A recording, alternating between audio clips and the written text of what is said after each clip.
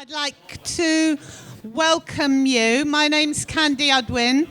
I'm from PCS at the National Gallery and a member of the Socialist Workers Party in central London. Cheers. And this meeting is trade unionism, trade unions after Corbynism. And obviously, a week is sometimes a long time in politics, and the last week, it is only a week. We've seen the biggest crisis for our ruling class for a very long time, and we've seen a mixed response from those who are meant to be on our side. But I think that the discussion that we have tonight is obviously a crucial one. And I'm very pleased and proud that we've got some of the best fighters in the trade union movement on our side on the platform here today. You will notice, however, that Matt Rack isn't here. He does send his apologies, but he is on...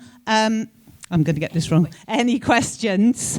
He's been invited on to Any Questions tonight, and he's obviously taken up that offer rather than coming here because it gives him a bigger audience to put across his views. So I'm sure we all agree that he made the right decision there, although we're obviously sorry that he's not here. Obviously tonight's Any Questions is a crucial one with what's going on with Jeremy Corbyn.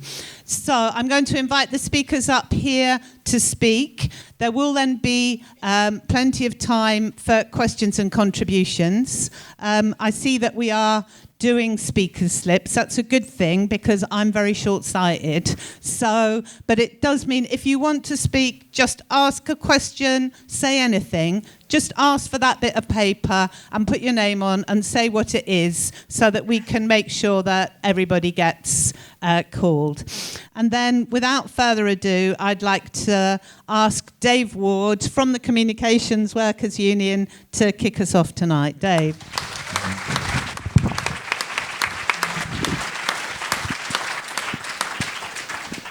Yeah, good evening, everybody. It's on, yeah?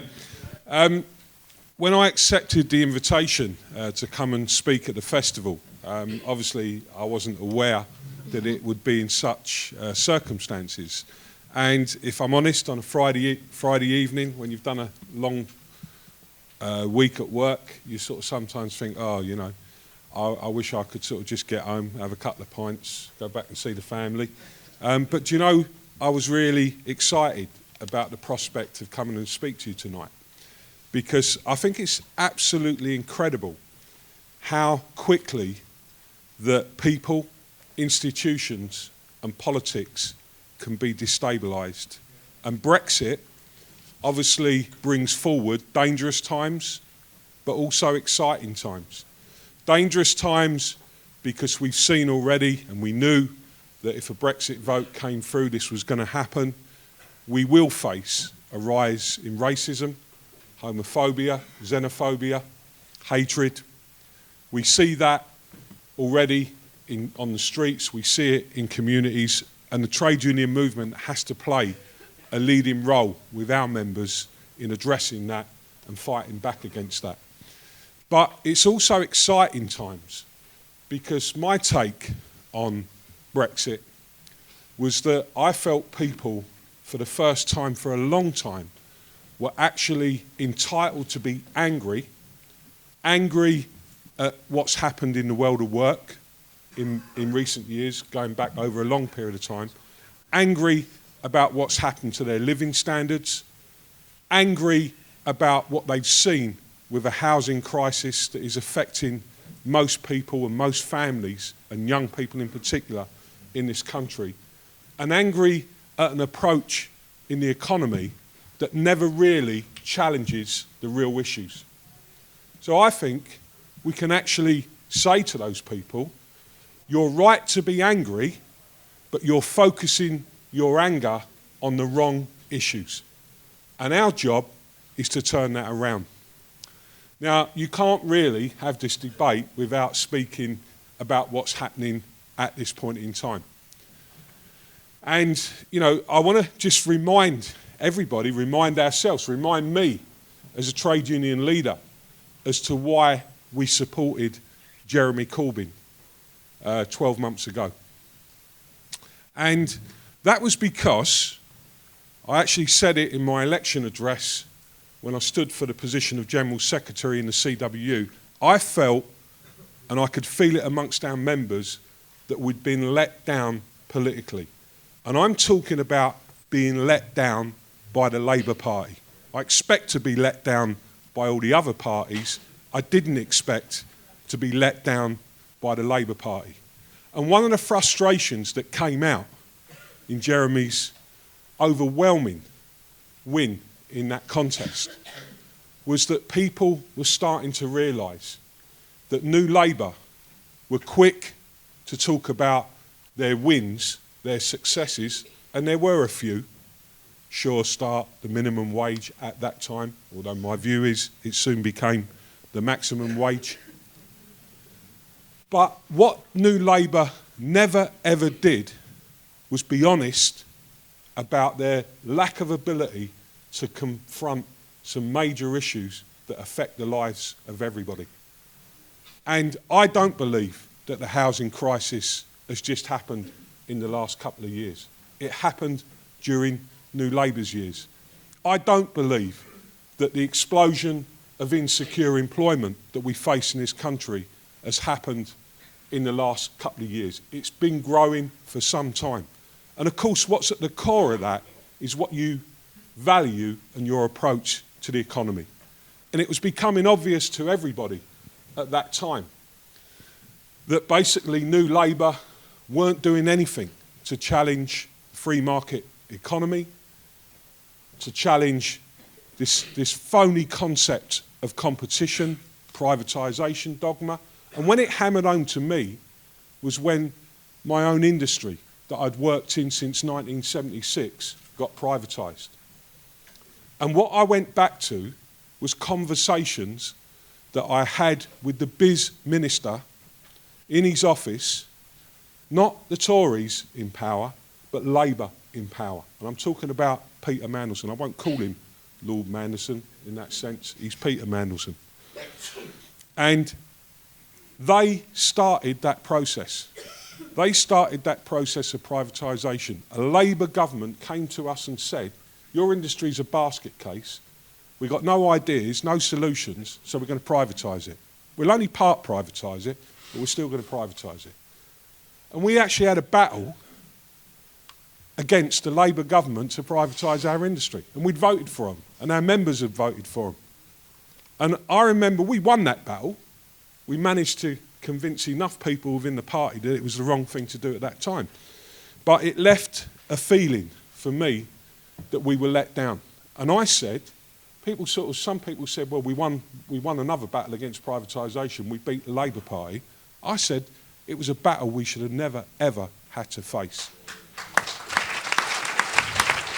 Let me talk about the coup, because I think what's amazing about the coup, and I do really believe this, I think this has happened without any serious conversations with anybody in the trade union movement. And I think some trade union people are absolutely shocked at that point. So what does that tell you? It may have pulled in a few people on the soft left of the Labour Party, and it may have focused on an individual, and so-called this issue about, it's horrible to see what's happening, there's dirt in politics, but this is brutalisation of a person, of a decent person, that just can't be acceptable in any walk of life. So my thought on that is this, is that the trade union movement, there's been a continuing theme right through the New Labour years, through the changes, for the lack of change in trade union laws, but through the changes in our role within the party, that this is a coup about getting rid of us as well from that movement, the trade union movement. Have no mistake about that. The people at the heart of this coup go right back to Mandelson, Campbell, Blair, all the New Labour, and of course, all of their business and media interests. And we all know that, and we can't let ourselves get caught up in some of these people who claim, well, I always stood for this, but even I've got a few issues. I'm sorry, it's not acceptable. Now, what do we do about it? Because talking about what's happened is one thing, but how do we focus on it? I think the trade union movement has to take a leading role in this debate. I'm getting a little bit fed up now of, and this is no disrespect to any of the organisations, including your own, which I'm not a member of, coming to speak at your rallies, coming to speak at the People's Assembly rally, which I support and have spoken at many in my time as General Secretary. I want to see the trade union movement calling those rallies.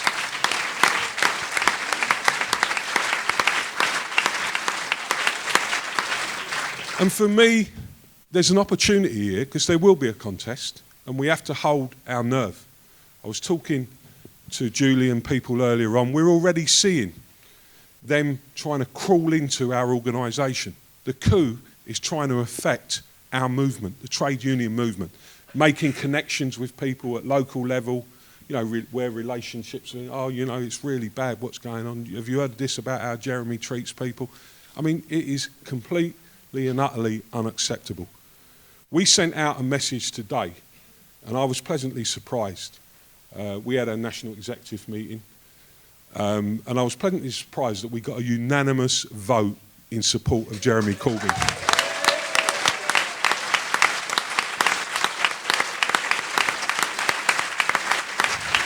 Here is the opportunity in the coming weeks and months as that contest unfolds. There could well be a realignment in politics. And actually, the more you reflect on that, I don't think that's necessarily a bad thing. And I don't think we should be put off, and I know I'm speaking to an audience in here who wouldn't be put off from this, but I'm saying this to my own members. I don't think we should be fearful of that realignment in politics if it takes place. You see, at the moment, Jeremy has got the brand of Labour, and that is what they hate. They hate that more than they hate Jeremy.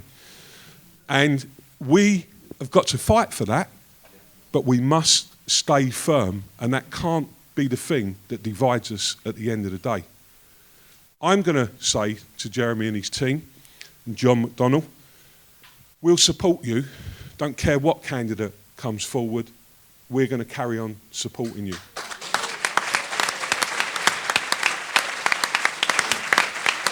But I do want to see some very, very clear policies at the forefront of this debate in the coming weeks and months, because that's how we're going to defeat the coup. And those policies, for me, right at the forefront of that, needs to be a new deal for workers in this country. We've got to start having the debate again with a Labour government saying, we're not just going to talk about we're pro-business, we're pro-businesses who are pro their workers, and here's the bloody standards we expect at work, and you will abide by them, and we will legislate to get rid of insecure employment in this country. I want to see an end to the housing crisis. And I'm not interested in whether or not the numbers add up. I want to see Jeremy on telly saying, we are going to build houses for people in this country no matter what it costs. It is right at the top of our priority list, because that's what a decent society does for everybody, including young people. And I want to see a different approach to the economy. Thank God that we're having a debate where for the first time you've got a shadow chancellor who was actually making inroads in this debate. We've actually got an alternative to austerity. We've actually got somebody who's standing up and saying, as far as we're concerned, we will intervene to save the steel industry. We will intervene to save the postal industry. We're going to do that because we believe in that. And we're going to show Boris Johnson, he's had a bad day, hasn't he? We're going to show them people what taking back control really means. Let's nationalise the railways. It's a policy that will support us. Let's renationalise Royal Mail. And let's build our public services up as part of that new economic approach. I'll finish on this point. I said 12 months ago that there was a virus in the Labour Party and Jeremy Corbyn was the antidote. Well, my view now, 12 months on, is the virus is spreading again and we've got to top up the antidote. Thanks very much.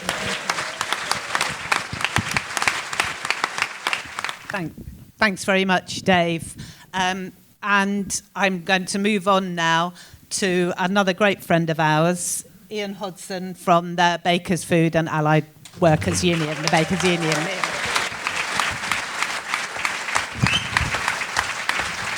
Comrades, sisters, brothers, it's always a pleasure to come to Marxism, and I come on a regular basis. We was having a discussion in the bar earlier on, and we was talking about like the pessimists, for example. I mean, because if you're looking at the Labour Party at this particular moment in time, if you're a pessimist, you will see the glass is half empty. If you're an optimist, you will see that it's half full. If you're a realist like us in the Bakers Union, you will see that's an opportunity to put 2 vodkas and a bit of ice in it. So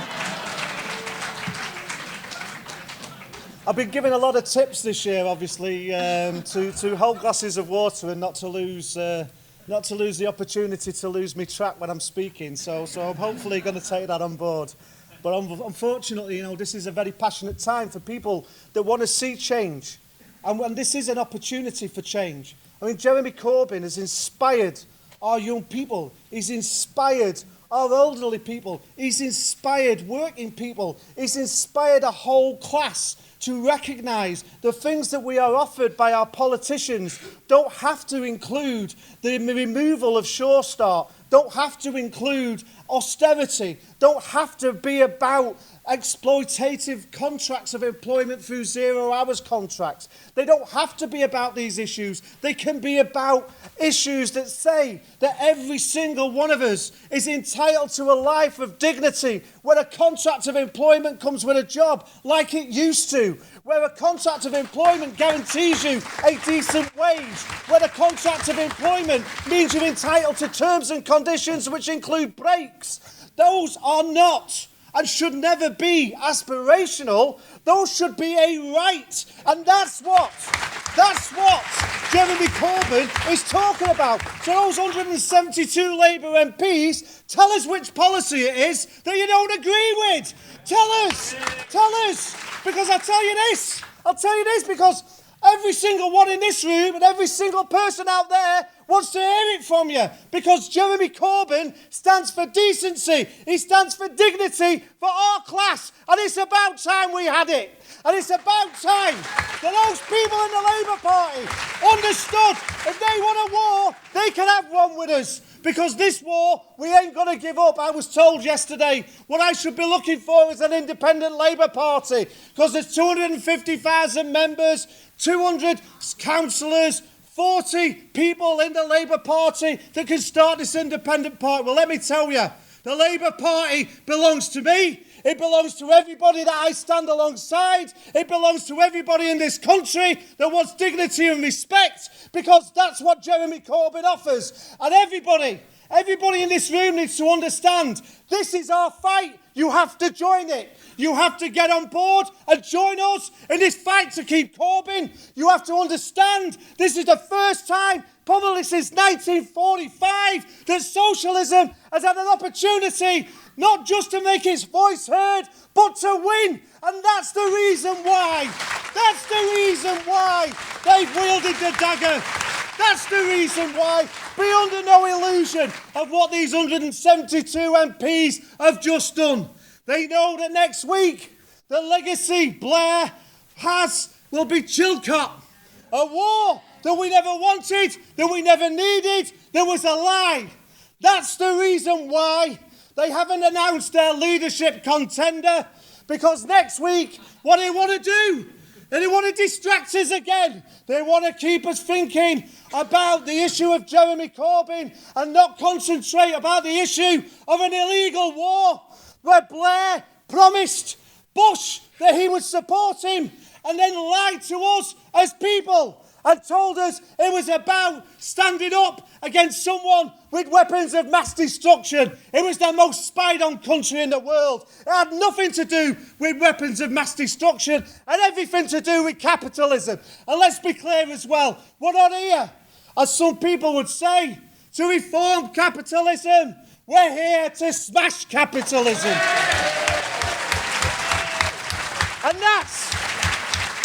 And that's our duty, by the way.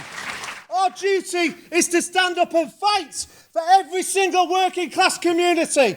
And I know the title of this was about trade unionism under Corbynism. But let me tell you, it's the duty of trade unions to fight for working people. It's not the duty of a Labour politician or a Labour leader. It's the duty of trade union leaders.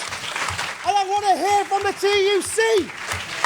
Not that because we've probably decided to come out of Europe, that we have to look at working with the Tory party to protect workers' rights. It wasn't Europe that gave us workers' rights. It was us. It was us. That's who gave us workers' rights. In 1850 is when we fought and won breaks. We didn't need the European Union to pass legislation to enable us to have a working week. And we didn't have to need the European Union to get equality. That was the women of Dagenham. That's who got us equality. The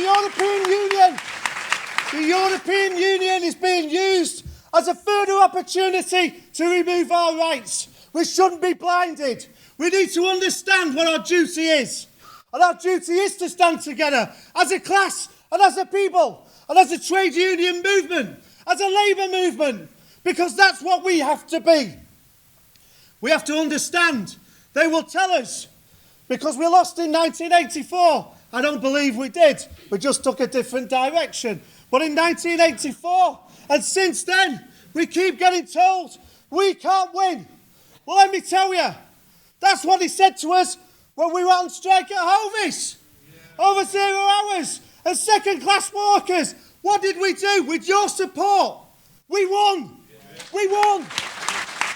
What have we just done with Ranjit Singh Baparan, who told us our members had to have wage cuts because of the gimmick wage?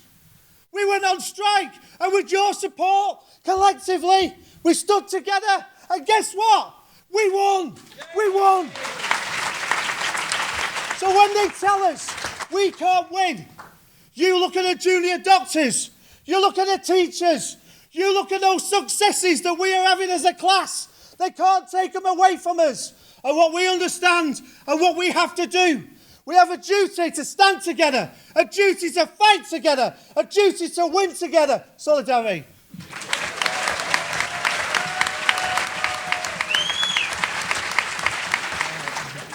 Thanks very much, Ian. And our last speaker is Julie Sherry from the Industrial Department of the Socialist Workers Party.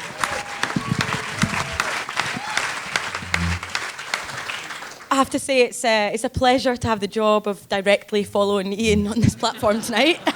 Do my best. I mean, it feels like a bit of an understatement, really, to say that it's been an eventful week. You know, it's quite hard. I think we're all probably struggling. It's quite useful to have Marxism at this time, trying to keep pace with events. You know, you look at the scale of the turmoil that's going on at the top of the establishment. And I think, you know, whatever way people voted in the EU referendum, really, it's clear that we're facing an absolutely vicious ruling class offensive at the moment. And that Brexit vote reflects that deep bitterness that the other speakers have talked about, the destruction that we've seen in working class communities for the past 6 years. And, you know, the reasons for that vote, I think we're sort of trying to draw out here. It's contradictory. That barrage of anti-migrant scapegoating from the top has definitely had an impact, but it doesn't alone, I think, explain that vote. It was a contradictory vote, I think, and it was a class vote. For many people, it was that gut reaction, I think, based on, you know, deep-seated hatred of a political elite and everything that they represent. And I think people are just, you know, absolutely sick to the back teeth of this austerity agenda, and it was a reflection of how little people trusted the politicians. It was a bit of a fuck you, really, to the establishment. And, you know, that mood of anger among working class people, that can go in two directions, really, and I think that's right that people are drawing that point out. You know, it's true that the racists can feel emboldened by that vote, But I think that the point that we have to take from that is that we have a job to play here. We have a role to play. We can't just be passive, spectating what's going on and looking at it, worrying about the rise of the racists. We have to actually have a fight to shape the outcome in that situation. And, you know, our unions really are our best place to do that. These are like the biggest organisations of working class people that have a critical role, I think, to pull that mood leftwards, the ability actually to turn that mood into an anti-austerity, anti-racist resistance, which I think there's a huge potential and thirst for at the moment. And, you know, what we need really is stronger organisation and resistance to the Tory assaults, not immigration controls. And actually our unions need to be consistently saying that loud and clear. It's the bloody rich who have caused this crisis, not migrants. And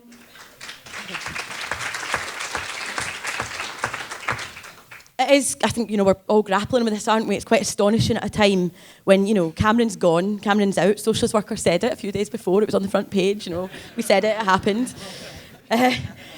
You know, the Tory party's in a complete crisis. It's not even clear who's running the show.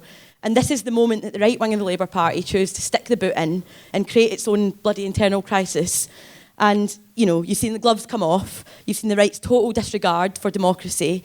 You know, these people think that they're bigger than the membership, bigger than, you know, 420,000 people that voted in that election.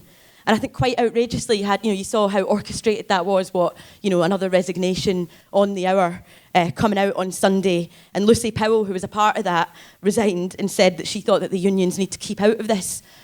You know, and I think, you know, it's been absolutely great to see the union leaders that came out quickly, got that statement together and said absolutely, you know, that they were behind Corbyn.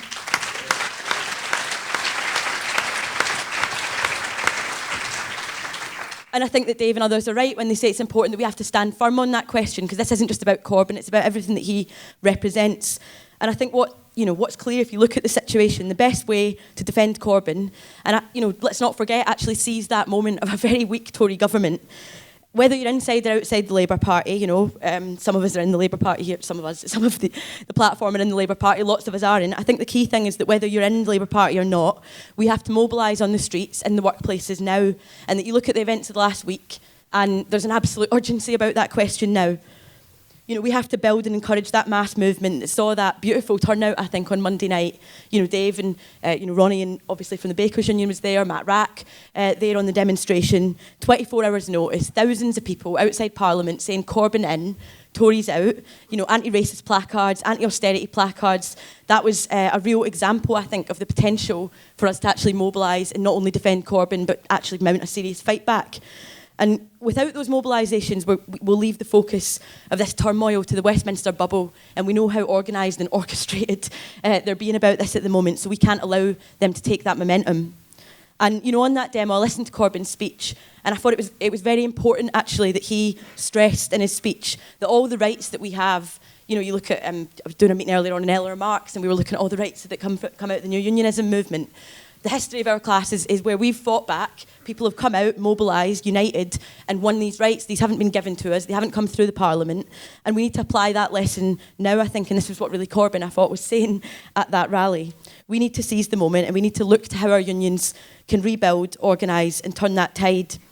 And it's quite handy and fantastic, I think, that in just a few days' time on Tuesday, we're going to have a national teachers' strike coming out to defend education.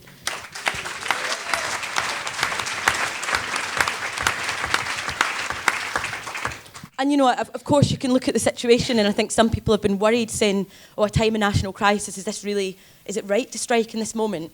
And I actually agree with Kevin Courtney, you know, leading the NUT, when he said that actually in a time of national crisis, it's the best time to strike. Because these issues are all connected. I mean, if you look at it right now, this moment, after the EU result, and the worries that people have about that, without a strike, it actually allows a space for the focus to coalesce around the scapegoating of migrants, around the divisions that they're trying to sow within the working class. Now we've got a strike, and that's going to turn the focus to what the Tories have done to our education system and to the fact that they've decimated our communities. So that strike now actually has to be the absolute focus for every single one of us. I mean, we're here having a debate tonight, but that strike's on Tuesday. That means there's going to be picket lines, anyone still in London. There's going to be a strike demonstration going on, and teachers need our support. Because they're taking on the Tories, and this is a ruling class that's, you know, weak, splintering all over the place.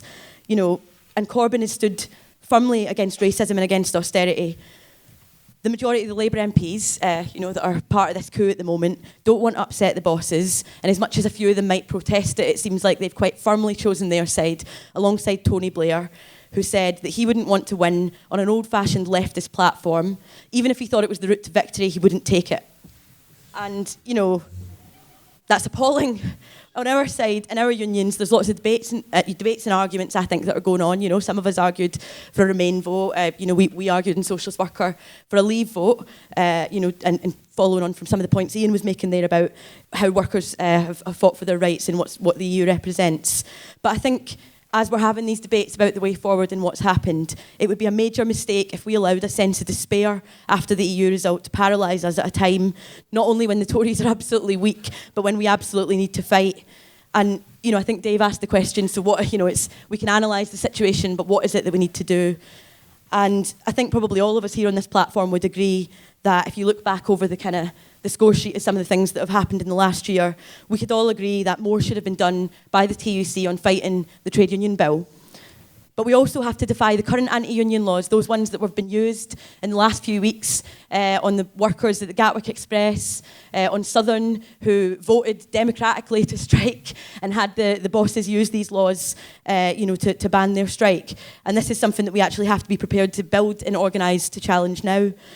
I mean, there was also a call that, Mark really headed up, which I thought was absolutely right, where he said that, really the TUC should have been calling a national day of action for the junior doctors.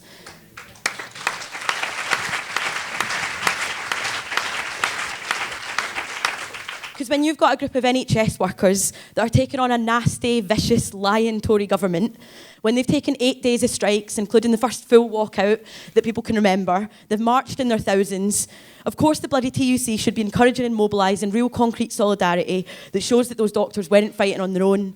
And actually you look at the mood, the huge levels of support for those strikes that went up when they went on a full walkout, actually. You can see that there was a huge mood for that mood to actually actively be mobilised inside our movement. And, I think that I'm kind of proud to stand on this platform, with these people who have been part, actually, of pushing inside their own unions.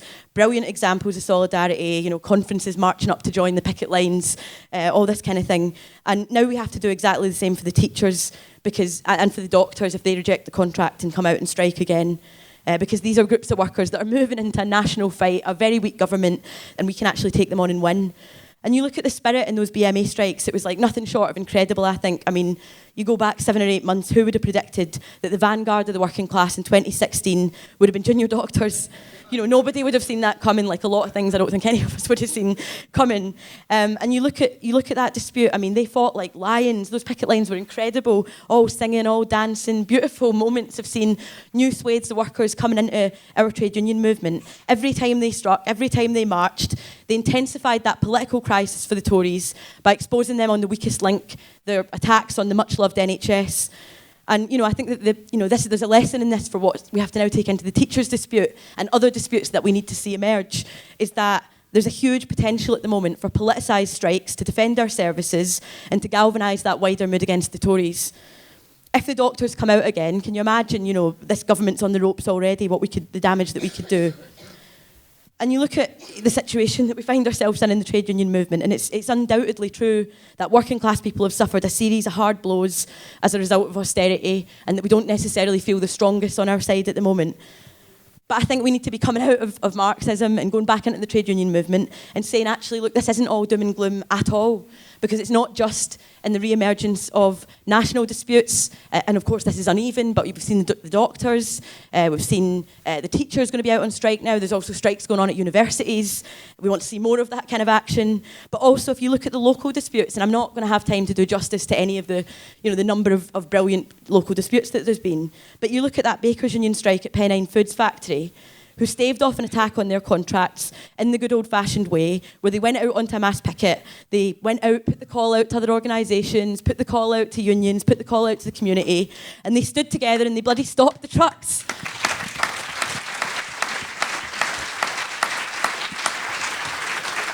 And there was a moment in that strike that I think just sums up the potential when you look at talking about how that mood can go in two directions. There was a moment on that picket line where a driver who'd driven all the way from Poland, the Polish driver, pulled up, saw the picket line, got out his truck, refused to cross, and then is seen in pictures waving this massive Bakers Union flag.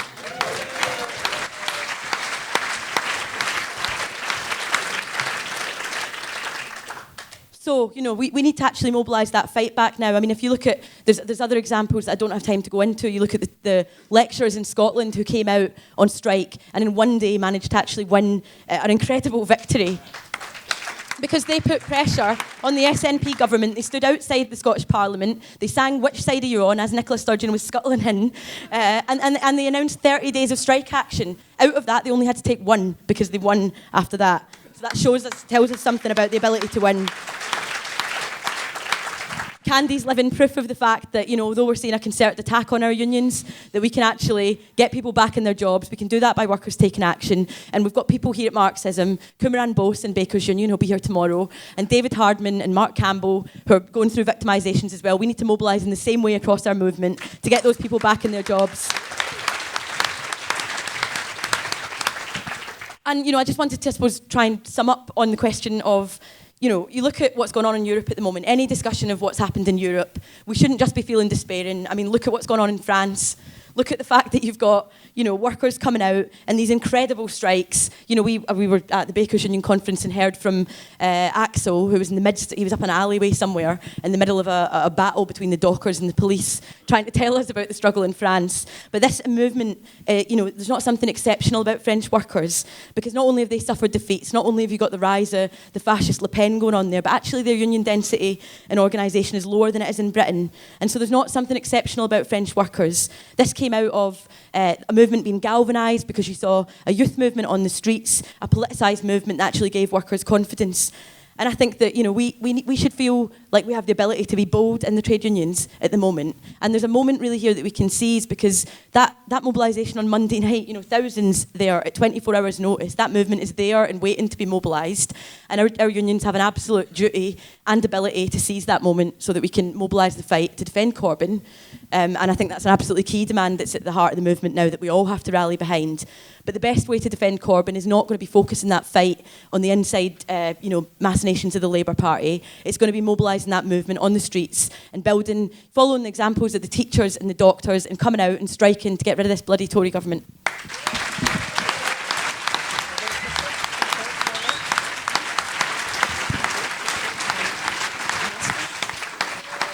Just before you speak, though, David, let me just read out a question. Carol from the RMT asked, if Bob Crow was still alive, what do you think he would think of this week? Can I just explain as well that I'll call people two at a time, and I'm going to be really tight on time because I've got 40 slips here. I'm not going to be able to fit everybody in, so I will tap on the mic after 2 minutes, and if you can start really summing up then, that would be fantastic. After David, it'll be Hannah Lawson from PCS at the National Museum of Wales, so if Hannah could be ready. David. Okay, thank you, Candy. I wasn't going to start by mentioning myself, but as I've just been mentioned by name by the last speaker, I will say something about both myself and Mark Campbell. Many people here will know that we are at the moment serving notice of redundancy at London Metropolitan University, where we are the two lead negotiators for the university and college union.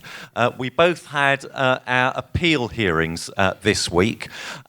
We won't hear the decision for probably, it could be any time in the next 8 or 9 days or so. But what I will say is that the hearings, as far as we're concerned, couldn't have gone better. We absolutely ripped holes in the argument that the head of our faculty put, but of course that's no guarantee that we will actually win the case. So we are prepared to fight on if needs be. And in a university where the atmosphere is basically one of fear now after 14 rounds of redundancies in the last 10 years. Too many people now are just afraid to put their heads above the parapet, and we feel morally obliged, even though sort of both of us are pretty fearful of actually being out of work, of course, with mortgages to pay and so on. We feel morally obliged not to take the employer's offer of an enhanced redundancy settlement, which would entail putting your name to an agreement whereby you promise never to say anything bad about the university for the rest of your life. We're not going to take that morally corrupt deal. The wider context of what is happening at London Metropolitan University, we believe, is about the white paper in higher education, which I believe will be the topic of another debate here at Marxism. There's a panel meeting on Sunday to talk about education. What the white paper, of course, is all about is privatisation and the introduction of more private providers in the university sector. It's essentially no different from what's happening with schools and academisation. Everything is about turning education over to big business. And when you do that, the spirit of inquiry, which is what universities are meant to be all about, goes flying out the door. Students are really just going to be concerned with getting a degree in order that they can get a job. It's not about the spirit of education. Finally, we've had just our latest announcements of job cuts, 395 job cuts announced a couple of weeks ago. So you can see why they might actually want to get rid of the two negotiators in the union when they're trying to impose this on the rest of the staff. I am proud to say that next week, when the teachers come out, a number of universities, including London Met, will be out on the 5th of July. This is in support of our own pay claim, which includes the fight against gender inequality in pay and against casualisation. But many of us will be joining the teachers' rally after we've left our own picket lines that morning. So we'll be proud to stand along the teachers. Let's all fight for a better education, fight against privatisation, get rid of this government.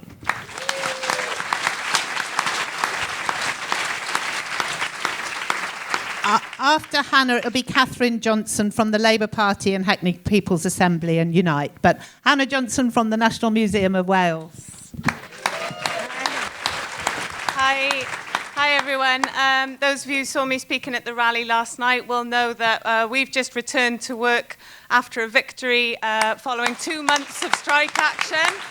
And so these victories are still possible, no matter what people tell you. And I'm particularly grateful and glad to see Ian here tonight, because we've been working alongside the Bakers Union. We've been visiting their picket line at Newport, and they've been supporting us during our campaign. So thanks a lot for that. And it's just one example of the massive solidarity that we've seen from across many of the unions, across many grassroots organisations, across the People's Assembly, Unite Against Fascism, so many different organisations that have stood by us and supported us and allowed us to get this brilliant deal for our members and allowed us to go back into work with our heads held high.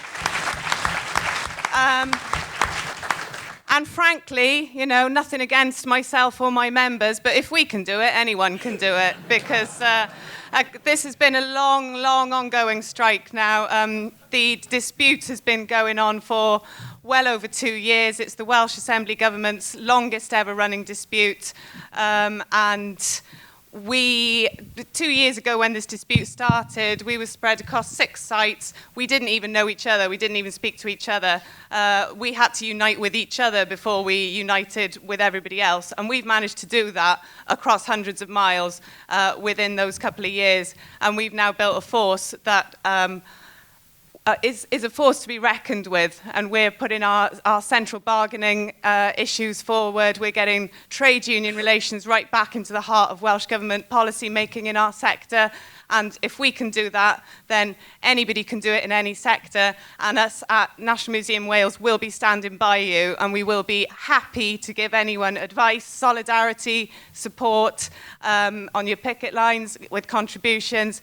please come and let us know if you've got a campaign on, because we want to help you the same as we were helped, and that's how we're going to get through this.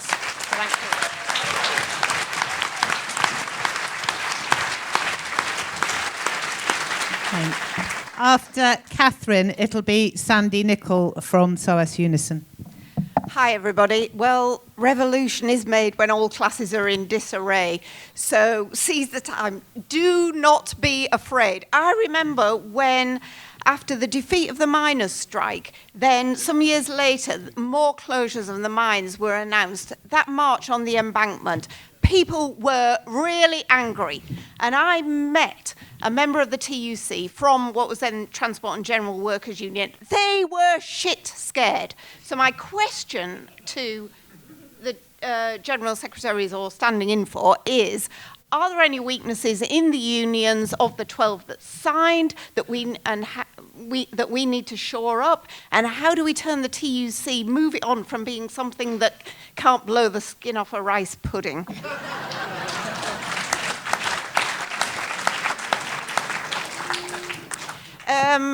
I was a long-standing member of the Labour Party until the Iraq War. I rejoined last summer.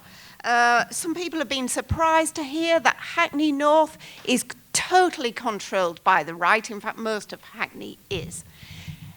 If you are not a member of a party, you need to join the Labour Party now. You need to go to the ward meetings. And those people who joined last summer need to go to ward meetings. We simply have not got enough people to even fill the places. This is serious. We were slaughtered by the right in Hackney North last night. We have no control, if there was mandatory reselection, on safeguarding Diane Abbott's seat. Jules Pipe is going to the mayor's office. We have to select a new mayor. We have nobody on the panel to select anybody who is anything like what we need. And lastly, we are only 3 steps from the most vicious of imperialism. There's a man called Luke Akehurst. He was a political organizer in Hackney. He is responsible for the very effective organisation of the right in Hackney, but also throughout the Labour Party. I have been told he works for an organisation called BICOM. This is funded by the Israeli government. It's some sort of Israeli PR organisation. He effectively is paid to work full-time in the Labour Party. This is absolutely raw class politics and raw imperialism. And you need to be there in the Labour Party now. You need to get anybody you know there now. If we lose this, we have lost working class representation in Parliament for another generation. Sandy Nicol will be followed by Steve Day. Sandy Nichols, Central London Socialist Workers Party, and still Unison Branch Secretary at the School of Oriental and African Studies. Proud that this week saw the leave and do for our senior manager that sacked me, who's left the institution. Bye-bye to good rubbish. But also proud that Jeremy Corbyn chose SOAS to be to the launch of his fight back against the vicious witch hunt that he's facing inside the Labour Party. But Jeremy Corbyn, and this is why we should support him 100%, is no stranger to supporting or being on the steps of SOAS. Because Jeremy Corbyn in 2009 stood alongside the cleaners in my branch who were facing a vicious deportation campaign that saw 9 of them deported out of the country, and stood alongside the cleaners who fought back and actually resisted that.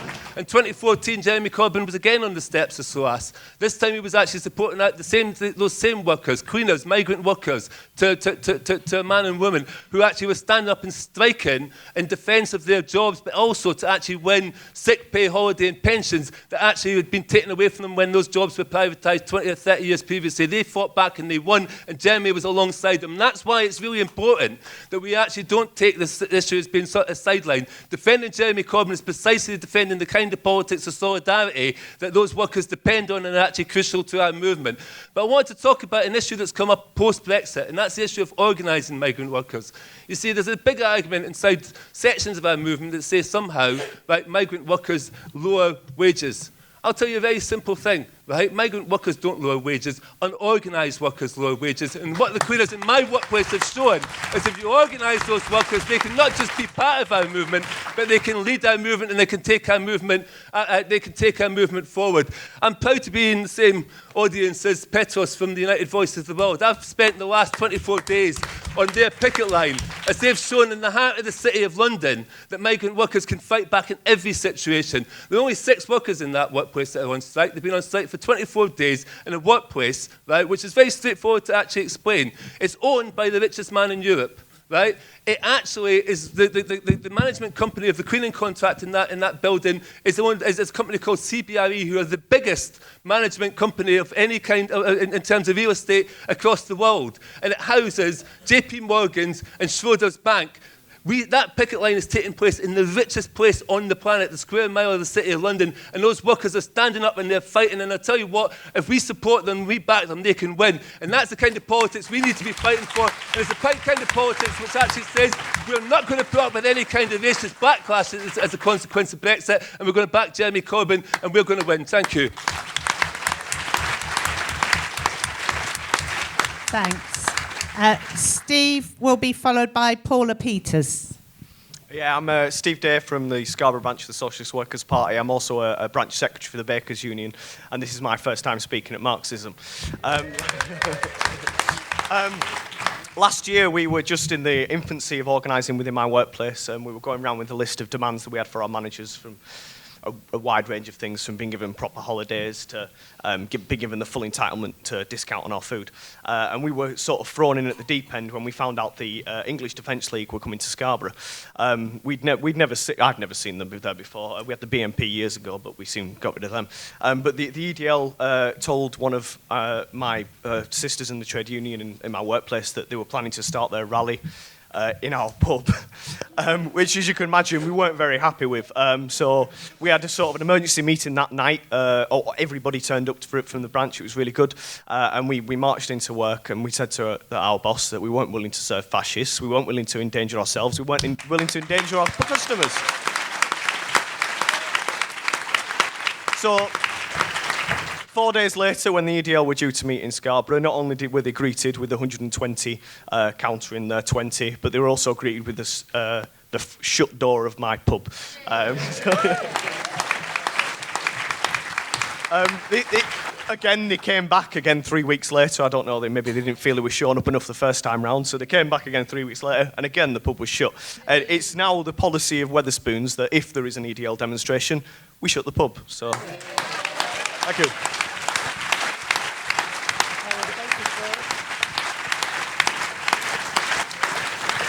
Thanks. Paula Peters from Disabled People Against the Cuts will be followed by Helen Davies from Unison Hackney. Well, solidarity to everybody at Marxism from Disabled People Against Cuts. And, you know, when Jeremy stood for Labour leader, the one thing disabled people knew, he was straight talking, honest politics, and disabled people related to that. He stood up against every austerity cut that disabled people were facing. He voted against the Welfare Reform Bill. He put in EDM motions against the WCA and ATOS. And he stood up for the ILF. And they were out on every protest, on every vigil for the court cases we had. You know, who would have thought last year that Ian Duncan Smith resigned? But on the 18th of March he did, didn't he? And you know something? A few days after he resigned, we went back into Parliament and we stormed the place again and we occupied the bloody place.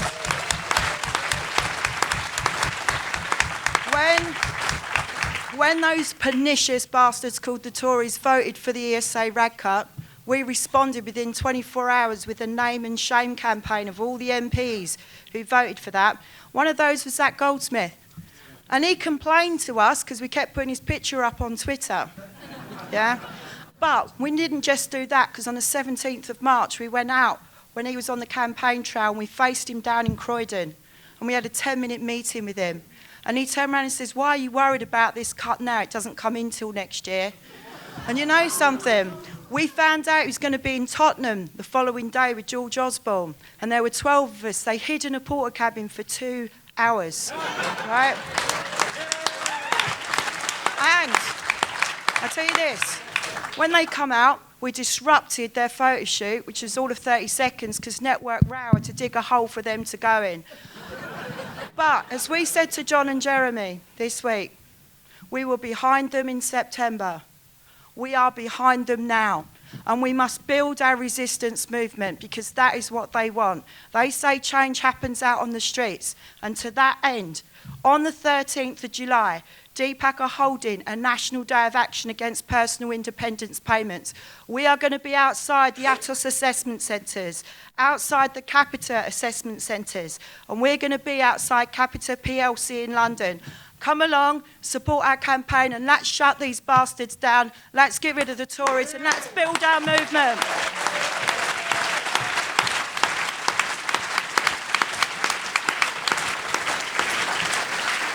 Helen from Barnet Unison will be followed by Michael Bradley. Unison has not got a fantastic glowing tradition in terms of fighting back over the last few years. And that isn't to say, though, that there haven't been fight-backs from Unison. And my branch in particular has managed to squeeze out strike action, extract it from the go-ahead, extracting the go-ahead from our leadership in spite of their opposition. And sometimes, to be honest, it feels more like you're fighting your own union than you are fighting the bosses. And there's something that it's not going to change overnight, but what I do think is really important for us all to be focused on. If Jeremy Corbyn is forced to resign or fails to win, then none of us are going to feel good about that. And what that will say to our members who are already disengaging from what's going on in our trade union, it will reinforce a lack of confidence that actually we can do something and there can be change in change on the inevitable of austerity. And so I think right now it is incredibly important that we push for our trade unions to not just make one statement about Jeremy, but actually to start coming out punching their weight. I am a bit tired of watching our trade union movement see somebody under attack and just instead of rushing to stand and prop them up, just goes, oh God, they fell. Oh no, what are we going to do? You know, it's too bad. And to be honest, the resources get put there. I've seen it from my union. The resources are there when they want it. We had a banner drop off the Unison building, 5 stories long, saying, defend the NHS, vote to remain in the EU.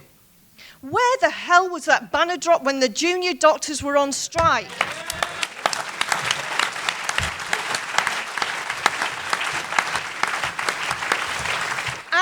And the trade unions should be now already writing to those MPs that have betrayed Jeremy Corbyn and councillors that are on a big list saying we don't support Jeremy Corbyn. They should be writing and saying, you're not getting funding, you're not getting funding. Instead of, why is it every year we have to push the TUC to get a demonstration against the Tories when they have the conference, because it doesn't just happen like that. Every year it's a big pain in the backside to get them to shift to call it, and when it happens, surprise, surprise, it's a massive demonstration. Well, this year the Tories are going to have their conference in Birmingham. The call is out to demonstrate there. The TUC needs to be saying, get your act together, we march on to Birmingham.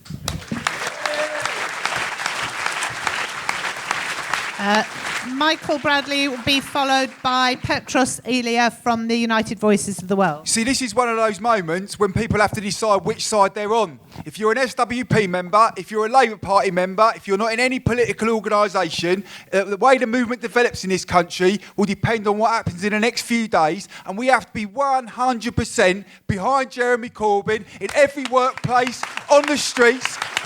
On Monday, there were 10,000 people in London, but there are 5,000 people singing the red flag in bloody Manchester now. Right stuff over it. And so we have to start building up a movement that can defend our side, because you have to be certain about whether the Tories were for Brexit or whether they're against Brexit. They've got one answer now. We will pay for the mess, and it'll be austerity, austerity, austerity. And we want to fight to keep Jeremy there, but even if we have to wait 4 months to an election, 6 months to an election, the rest of it, we know we can't wait. We have to fight now. And what does that actually mean? It means, number one, when we talk about the TUC, right stuff, the level of timidity has to stop. We have anti-trade union legislation rammed down our neck, and we got one lobby of Parliament. People like Dave Ward, Ian, Matt Rack, Mark Sawatker argued that we had to take more, but no, one lobby. Even with one lobby, the Tories made concessions. It's a disgrace that they push through the most vicious anti-trade union legislations, and we have not one single national demonstration. It cannot go on that way. And I think there are 4 simple things that we have to try and put up. The first thing is politics. We know that our trade unions have been hit over the last 20 or 30 years, but things like the People's Post campaign, the fast food campaigns, the Stand Up for Education, the rest of it, what they do is they give our members, they give working class people pride in what they do, and they increase our confidence to organise and stuff. And that's a really important thing. We have to give our people confidence back to fight. The second thing is there's a growing mood of solidarity. The reason why Sandy and Candy are in work is because of that mood and solidarity. And we've got to make sure, with the big struggles like the teachers next Tuesday, to the smaller struggles like the cleaners that are out on strike, like what's happening to Mark and Davey, like what's happened to Cumra and Boss, we do not let them take our people out. And that's what we showed at Candy. We didn't have to do that. Last 2 things quickly. Right, national action is back on the cards, and that is absolutely vital. We know the closest we got to taking them was 2011, when we had 2.5 million people on the streets. The BMA have shown national action is possible. The UCU are taking national action. The NUT are taking national action. We've got to argue that whatever the difficulties now, we have to take these people on. And we've still got the power to do that. And the last thing of all is about racism and countering racism. Because if we don't stop the cancer that they are trying to introduce into our side, the idea that we're against immigrant workers, our wages are being undermined, keeping the refugees out and the rest of it, it will finish us off. Look at the working class, what it looks like in London or Manchester or anybody else. We're from all over the bloody world, and our message has to be, whether you were for a Brexit vote or against a Brexit vote, we're all in this together. We're all going to defend Jeremy Corbyn. We're going to start mobilising, and we're going to build a bloody movement that takes these people out before we get austerity rammed down our throat again.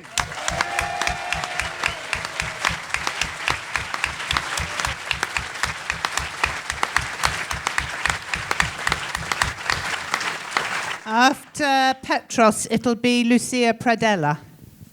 Okay, so it's a high act to follow. I feel a bit like Julie probably felt a few minutes ago. But just to echo what Sandy was saying, yeah, I'm from United Voices of the World, and as a trade union, we're tiny, really. We're organising and representing mainly migrant workers. Most of those are from Latin America, and most of those are cleaners. And we've been doing this for several years now, and one thing we've really learned is that you don't really need much to fight back. We have no money, literally no money. We've got just an active membership base, and we've got people which are joining our union that have never been members of a union before. They've never been on the protest before. They've never gone on strike before. And what we're realising is just by sort of getting together and realising that's the only way forward, it's not that hard to get these things off the ground. And we've been fighting at Sotheby's auction house, where we won. We won the living wage. We became we became, as far as I know, we were the first group of outsourced workers in the private sector that now receive occupational sick pay as opposed to statutory sick pay. That was on the back of a huge campaign. We've won at the Barbican Centre, we won the living wage across the Corporation of London, we've won at St George's University, and we're now about to find out if we've been successful in our campaign there to bring all the outsourced cleaners and security guards and caterers in-house. That might be the second only university in the country. And we're currently on strike at 100 Wood Street, which Sandy mentioned before was this ridiculously, it's like Fort Knox basically, where the cleaners are out there, getting sacked unlawfully and getting paid under the living wage. And we've been on strike for 24 days, and those cleaners joined our union, having never been in a union in this country before. They've lived in this country for 15 years before, some of them, 8 years others. They've never been in the union before, they've never protested before, and it took about 3 days of them being members of our union before we had basically told their employer we were going to bat at them to go on a strike unless they, reinstated them and paid the living wage. It wasn't very hard. We just sort of got together, had a beer, and just said, let's do this. And I think that's all. I think that's pretty much all it takes. And we're going to continue this, and really this is just a call for solidarity for everybody. We're on the picket line every day from 8 o'clock until about 10, 11. Monday will be the 27th day, I think. And so come down if you can, and we hold regular demos as well, which we advertise through our Facebook page. And we're sort of targeting now the client, which is CBRE, which again Sandy mentioned. And what we would really love, perhaps we can talk later with anyone that's interested, about organising a national demonstration. It's the largest commercial real estate company in the world. We organised a national demonstration against Topshop with a huge amount of support from other groups and unions. It definitely wasn't a United Voices effort alone, but 2 of our members got sacked, and in response we shut down about 17 Topshops around the entire country. So if we can do the same with CBRE, that would be great, and I think it would be an amazing precedent to set, an amazing victory to win, and it'll be a victory which the whole trade union movement can celebrate together. Hi. So mine is a kind of question and a comment. So because I was a bit surprised not to hear anything from Ian and Dave about the question of free movement of labor. And it's clear that trade union leaders like McCluskey are supporting Jeremy Corbyn, but they are also saying, okay, we are supporting you, but you have to give up on the free movement of labor. And this is a massive issue. I mean, he has said that quite explicitly. And I think it's right, Sandy's right, that it's not immigrant workers who push down wages, but it's unorganized immigrant workers.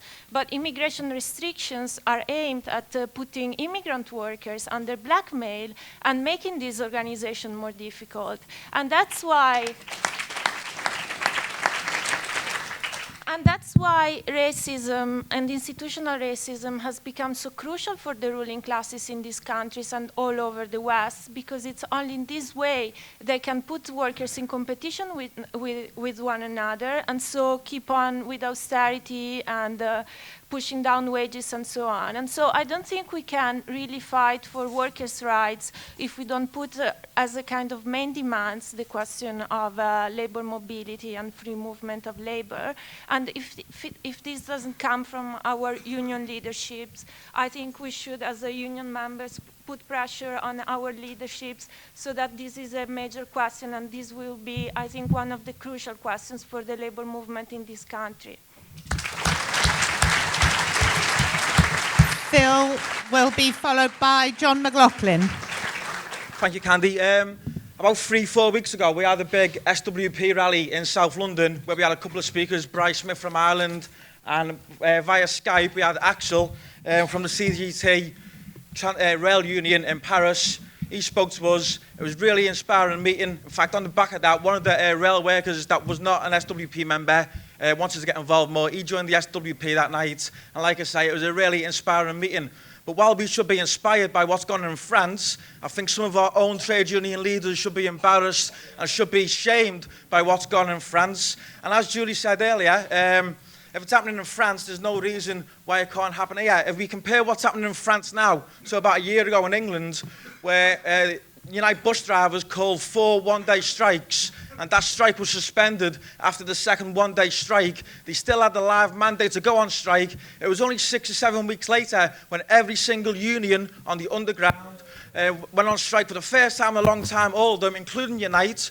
We could have had a London-wide transport strike with the buses and the trains, and we didn't.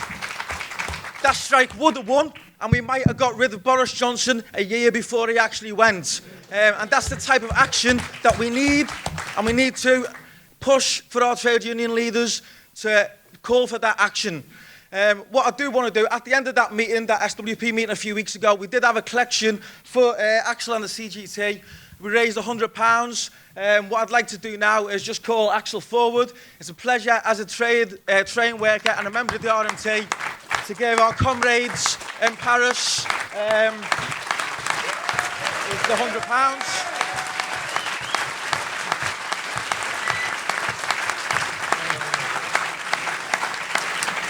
Obviously, that £100 is worth a little bit less than what it was a week ago, but it's the thought that counts. Thank you. I'd like to say solidarity from all members of the SWP in South London. Take it back to France. Tell your comrades in France that they've got our solidarity. We hope them strikes are intensified, and we hope they win. Thank you.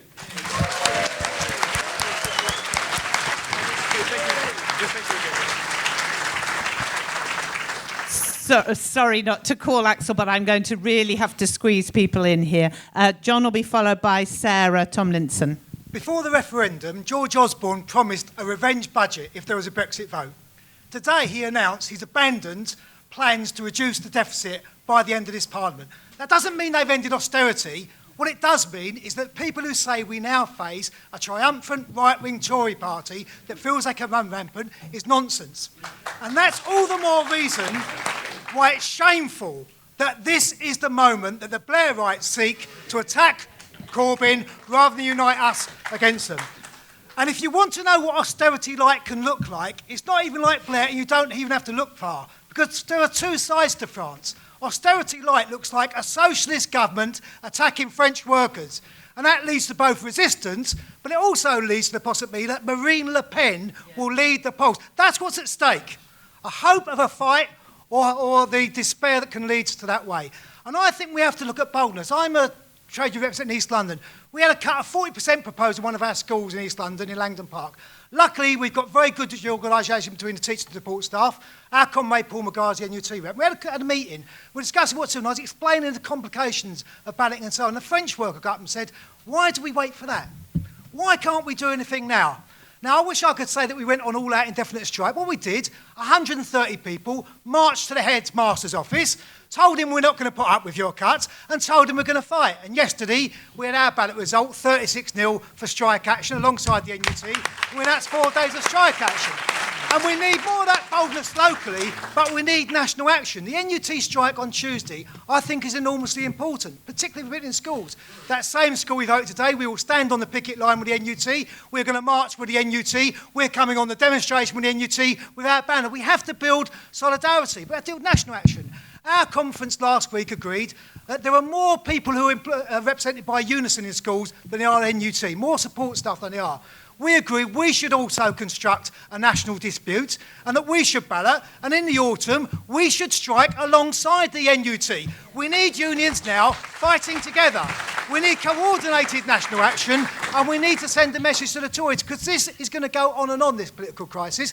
On the 2nd of October, we'll be outside the Tory party conference, probably with a new Prime Minister. Whoever it is, they are not going to be strong. We need to be there in our tens of thousands, but not just there. We need to be there with a message. We are going to fight. We've had enough of austerity. We've put up with it too long under Cameron Osborne. We're not going to put it up with it anymore. That's the alternative we've got to put forward. Sarah from the NUT will be followed by Karen Reisman. Thank you. I'm a primary school teacher from South London. I'm a branch secretary of the NUT, and I just want to talk about what's happened this week. Because I've been called into 3 schools this week. I've been into classrooms at lunchtime and after school. And I think all 3 schools were wondering about whether they were going to strike, whether they were confident. So in all 3, I did this great big speech about, and I thought I was perhaps over-egging it, but I thought I might as well go for broke. and I said the Brexit vote shows that people don't trust the political elite, but they trust us, they trust teachers, and trade unions have got to shape how politics works. And Syriza came to power on the back of general strikes, and they were all looking at me in their lunch break. So I went, okay, so who's for striking? And in every single one of all of those 3 meetings, every single person in the room put their hand up and said they were coming out on strike next Tuesday. But on top of the strike next Tuesday, 3 weeks ago, I was also served with a notice that my school, along with 4 other schools in my borough, wanted to become a multi-academy trust.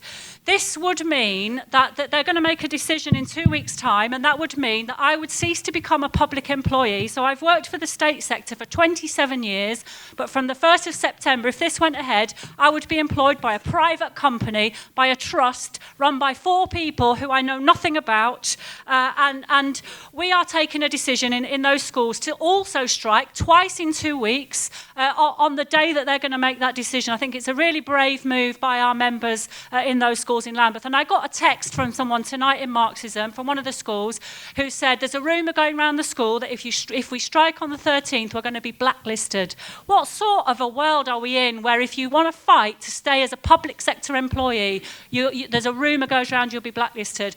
But I also get texts saying members of other unions have joined the NUT. People are voting and supporting our strike. The other messages I've had, 2 are from junior doctors who immediately we announced our strike, texted me, Facebooked me and said, you came on all our picket lines, we want to come on all yours, tell us where you're going to be. And that sort of solidarity is what is going to win both of those strikes.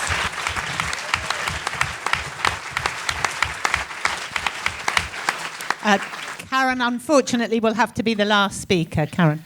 I spent last week at Unison Conference, which was a bit of a weird place to be given the referendum was taking place. And on the Wednesday, the day before the referendum, Jeremy Corbyn came to speak and he got a standing ovation for walking into the hall. That there is massive, massive support amongst trade unionists and ordinary working class people for somebody who stands up for them. A lightning sort of pole of attraction for people right across Britain. The day after the referendum at Unison Conference, because the majority, including the union leadership, had supported a Remain vote, there was abject despair because they honestly believed that 52% of the population were racist, that 52% of the people were UKIP voters. We had to have an argument within Unison to get Prentice and the statement that he made to conference to include anything about racism. I had a vote on the NEC and lost it. Fortunately, by the time he actually got to make it, we'd won an argument with him and he made a very, very good anti-racist speech. But this is not automatic. We have to fight for it. And there is massive depression amongst lots of very good people around Britain today who are desperate to talk to us about what's going on. And I think what Corbyn has done in terms of the coup about them, and someone was right to say it's criminal that when there is, somebody said, I think it was Jane Aitchison said there is an open goal against the Tories. What do? We attack our own side. It is criminal what the MPs have done to Jeremy Corbyn, but it is worse, not what they've done to him, but what they've done to the potential working class to unite, whether you voted Leave or Remain, whether you're a British worker or a migrant worker, to unite against the people who are making our life a misery, which is what the vote was about in terms of what people actually voted for. Whether they voted Leave or Remain, they were voting to have a better society because the one that we've got at the moment is not delivering. There are thousands of people in Manchester today protesting in support of Corbyn, including a number of people who I've had really quite difficult discussions with because they blame us for the horrible situation they were in and they were hopeless. Today, I can't get him off the bloody phone texting me about how brilliant it is. I think we can use the excitement and the demos around Corbyn, but it can't just be about Corbyn. It has to be uniting, not just within the Labour Party and the fight there, but actually diverting it to where it should be against the Tories, which the MPs are trying to block us doing. And that does mean having an argument in our unions about it, and it does mean about having an argument at work. And I think that the territory is ripe. I was talking to a friend who's in the NUT. She's the only NUT member in her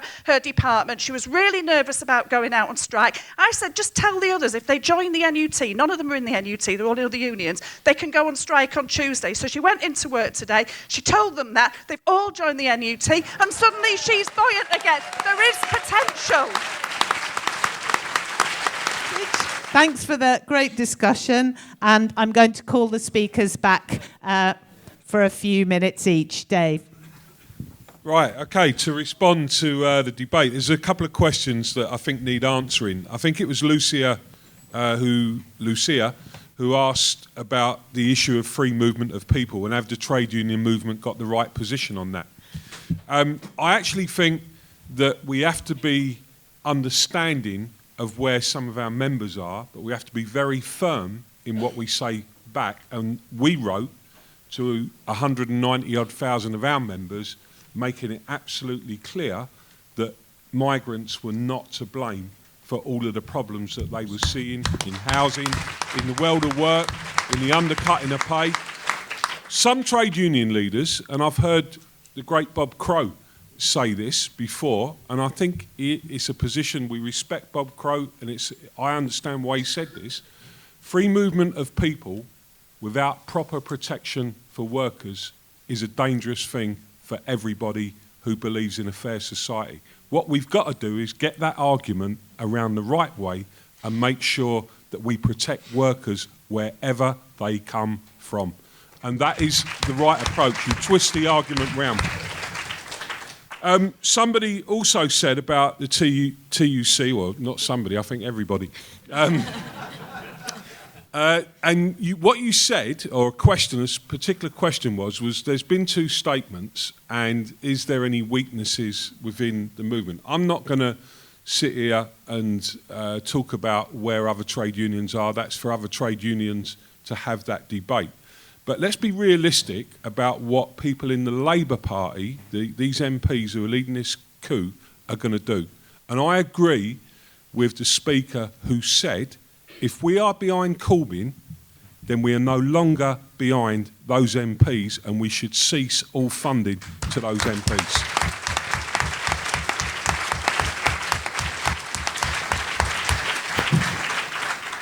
And I'll finish on the final question. And I think it was from somebody from the RMT. I never got the name. And it said, what do I think that Bob Crow would be thinking about the events of this week? And my first kind of thought was, he'd have probably thought he'd died and gone to heaven. And he has.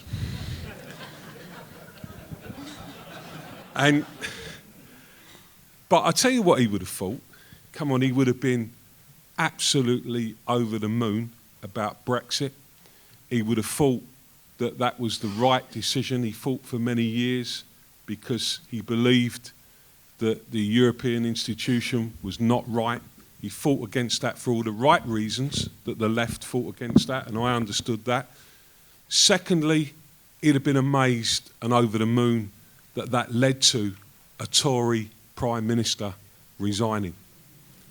And he would have probably thought, with this sort of, we're on a roll here, Millwall could even win the Premiership next year. But I'll tell you what he would have done.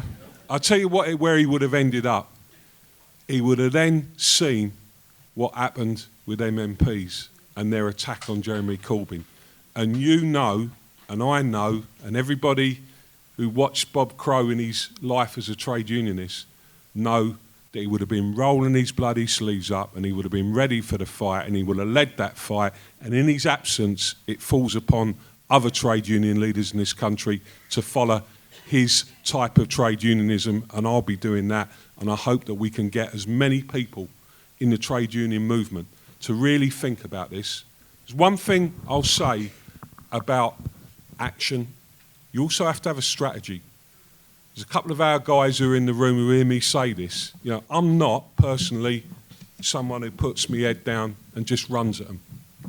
Because I think we have to go to our members and we have to start talking to them, not just what we're against, but what we're for. And we have to make it real to their lives. I want to see the trade union movement agree common bargaining agendas.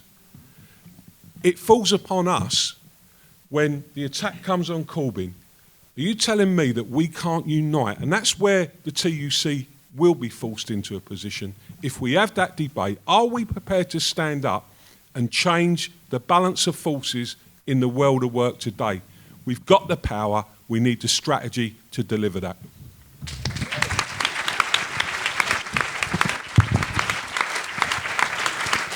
Thank you very much, Dave. And I'm sure we would really like to say thank you to both Dave and Ian for coming to join us. And Ian, if you'd like to say some words as well. Okay, I'm going to address that issue of migrant workers. I mean, because like in our union, I mean, you only have to look at the makeup of our union. We're probably one of the most diverse unions in the country. So to us, there is no such thing as a migrant worker. A worker is a worker wherever you come from in the world. I mean, and let's be clear, the EU vote, whether you was in or out, I mean, was about, attacking migrants. I mean, part of the deal that Cameron put on offer was the demonisation and actually saying that if you're a migrant worker, we can treat you less favourably in low-paid employment because we're going to deny you benefits for 4 years. So David Cameron talking in Parliament like he's some sort of fighter for people who are now being victims and demonised by people on the streets, like the 7-year-old child that was on the tube tonight who was being attacked because she wasn't the same colour as the two fascists that decided to attack her. A 7-year-old kid, that's been bred by David Cameron and the attitude that he's had towards people who work in this country. That's the reality, and it's nothing to do with an in or out vote, because the in or out vote was everything to do with democracy and absolutely nothing to do with where you were born or where you live. It's absolutely nothing to do with who you are or what you do or where you come from.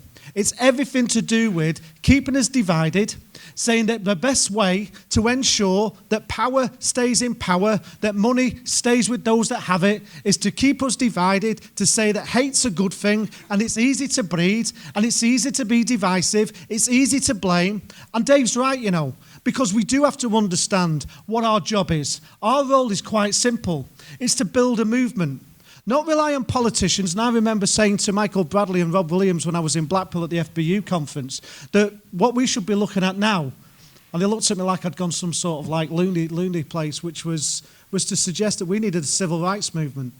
Because I tell you, the people in this country have been denied legal rights. They've had them taken away from them. The people in this country are seeing their employment rights scrapped. The people in this country are looking to the TUC who buries its head in the sand. We can't allow that to continue to happen. The only way we're going to change the communities we live in and build a society for everybody is to recognise the role that we must play. And that role must be to go out, to explain to people what's happening, to build a civil rights movement like the one they've built in America that says, it's wrong to pay people $7.25, and they go out on strike, and now 15 million people are earning $15 an hour because they've had the guts to stand up. Like the people in New Zealand, those people in New Zealand that says we won't accept 0 hours contracts and we're not going to have low wages, went on strike for $12 an hour and won, went on strike for $15 an hour and won, and now are prepared to go on strike for $21 and no doubt they'll win. And also the union that says we aren't going to allow 0 hour contracts to work in this country, and now have got legislation proving that an employer does not have to have 0 hours contracts, because in New Zealand they've legislated against them, and if they can do it for the New Zealand workers, we can have it in this country too. And let's be clear, because the trade union movement is critical to this. The trade union movement has a role to play. Now, I like anybody, celebrate the fact that we've got a woman in charge of the TUC. But following the same policies of the men that went before her isn't going to make her stand out from the crowd. I want Frances O'Grady to stand in line with every single working class person in this country, stand for the decent things, the right things, and if that means doing what they do over in France, which I congratulate for standing up and fighting back, because when their rights were under attack, they went out and did what we should be doing here. And you know what? We passed a motion some years ago calling on the TUC, and I've said it many times, and it normally gets a rapturous applause wherever I go, and that's to call a general strike. This is the weakest Tory government that we've had, and now is the time for the trade union movement to get off its knees and call that general strike. Thanks very much, Ian. Julie. Yeah, I think over the last couple of years, it's Mark Sawatka that said something along the lines of, if we were to draw up a balance sheet of how we've done in terms of our unions challenge in the first 5 years of Tory austerity, that really we could have done better. And one of the key challenges that I think we're facing at this moment is that we need to break that pessimism that we've seen in our movement that suggests that our side is too frail to fight, or that maybe we're not ready yet.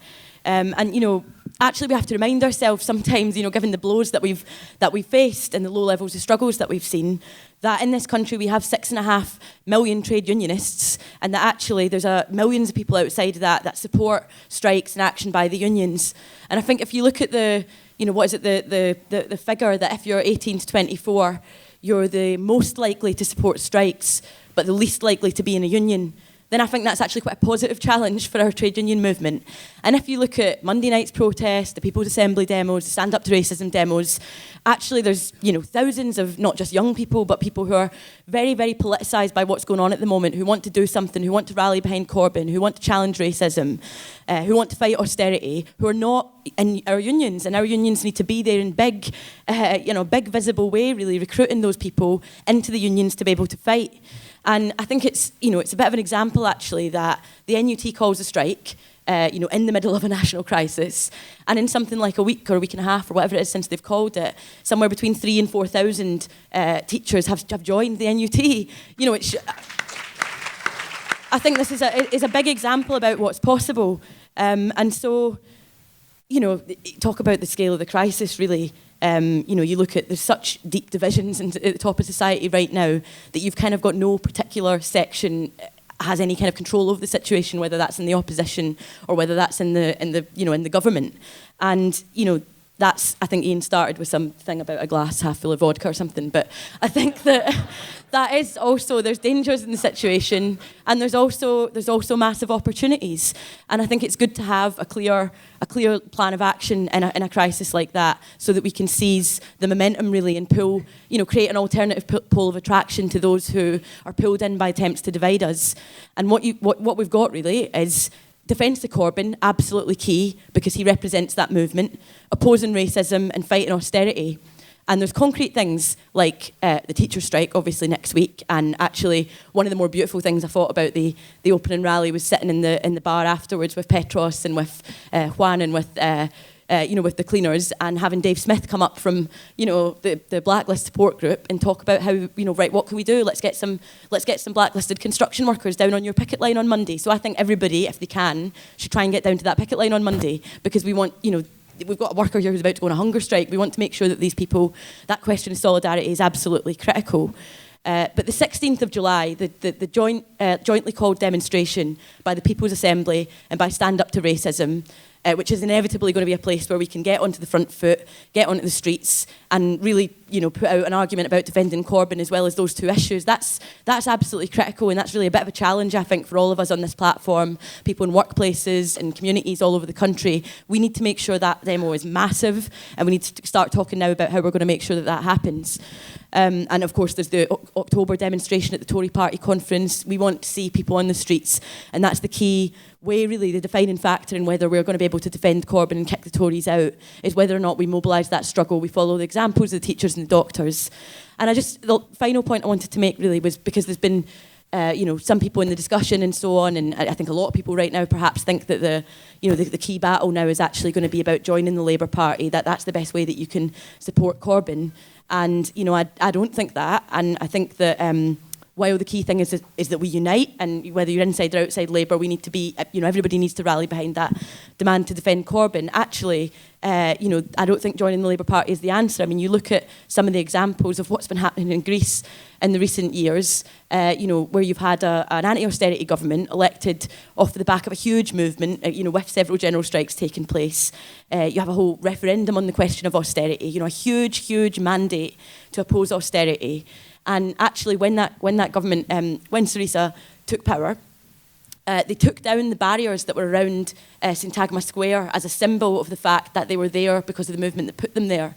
Now, they brought those barriers back up recently when they were involved in imposing attacks on pensions and actually beginning to feel that huge weight of pressure that the bankers and the bosses of the IMF and the EU have placed on them. Now, I don't think that they did that, and that they put that austerity in because they're bad people or because they didn't believe, in the project that they were fighting for against austerity. I think that it's really that power, where power actually lies in society. I mean, if you think about if Corbyn, and hopefully we do get Corbyn elected, I want to see that, I think it does matter.